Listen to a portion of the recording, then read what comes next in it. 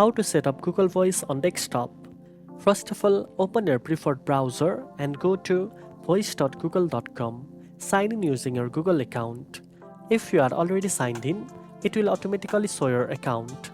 Next, click on the settings gear icon at the top right corner of the page. In the account section, you will see options like Get a Number, My Devices, and Linked Numbers. To get a Google Voice number, click on Get a Number. Enter your city, area code, or desired location to browse available numbers.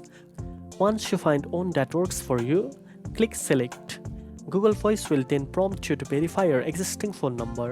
This step is essential to forward calls and text.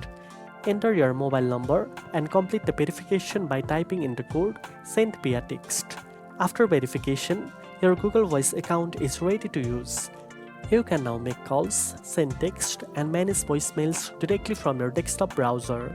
Finally, explore the linked number section if you want to connect additional phone numbers or devices to your Google Voice account.